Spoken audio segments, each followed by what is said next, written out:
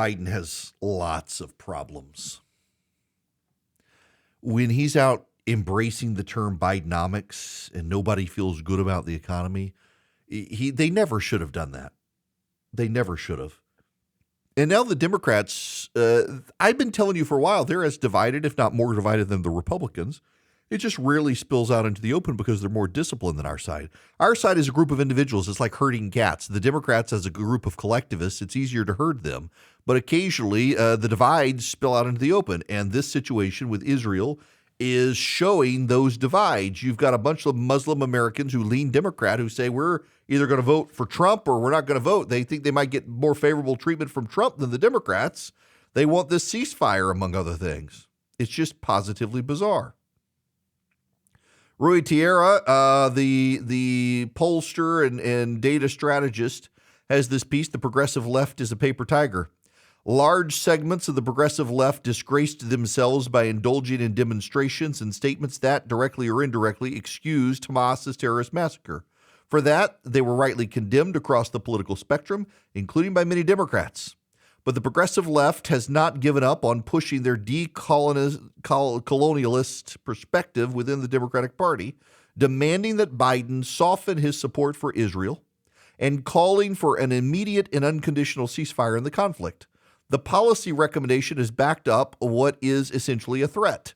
If Democrats don't move in the direction recommended by the progressive left, their voters, especially young voters, will fail to be energized in 2024, endangering Biden's reelection and Democratic electoral prospects generally. But is that really true? Leaving aside the question of whether that would be a responsible use of their power, do they even have that kind of power? I doubt it. In fact, I think the progressive left is more of a paper tiger claiming power and influence way above what they actually have. Start with the fundamental fact that the progressive or intersectional left, for whom issues from ending fossil fuels to open borders to decriminalizing and decolonizing everything are inseparably linked moral commitments, is actually a pretty small slice of voters. 6% in the Pew typology, 8% in the More in Common typology. So we should ask whether and to what extent their commitments are reflected in the views of the voters in whose name they claim to speak. Probably the most important of these is young voters, lately lionized as Democrats' best hope, but also perhaps their downfall if not appropriately catered to. And it is true that younger voters lean more left than older voters, including in expressing more sympathy for the Palestinians and more opposition to sending weapons to Israel. But that does not mean young voters' views are therefore in sync with those of the intersectional left and likely to take their cues from activist fury of the Biden administration. I can stop here and just give it to you straight. There are a lot of loud voices out there. The right has a lot of loud voices and squeaky wheels. The left does. And you know the saying, the squeaky wheel gets the grease. Unfortunately for the Democrats, their squeakiest wheels right now sound like early 20th century German. They want the grease of the Democratic Party. They want the attention. And the Democrats are doing it. I mentioned the very first hour, Joe Biden deciding he needed to talk about Islamophobia now. You've got Jews being beat up on college campuses in this country, and Joe Biden is worried about Islamophobia. It's not good for Joe Biden. It's good for America, though, if Joe Biden loses. There's a poll out. In Minnesota, Joe Biden is having struggles in Minnesota. He's tied with Donald. This is a very Democrat state at this point. Minnesota is a very Democrat state at this point. And Joe Biden is tied in the polls with Donald Trump. Even Democrats are tired of Joe Biden. The economy's not working for people.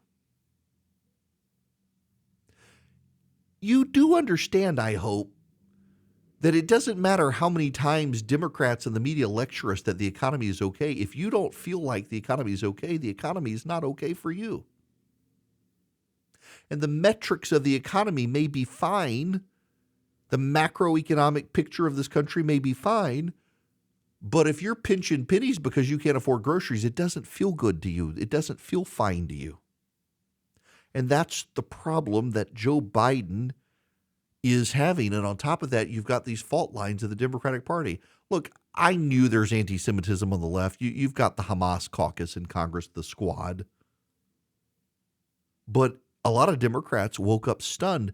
They really believed at the end of the day that the Republicans were the racists. They really believed at the end of the day it was only the Republicans who hated the Jews. And it turns out they got a bunch of racist, Jew-hating Democrats on the Democratic Party side. And they're not non-white Democrats. It's a bunch of white, secular, progressive atheists on college campuses who are doing it. It's a bunch of white people tearing down the pictures of the hostages Hamas has taken.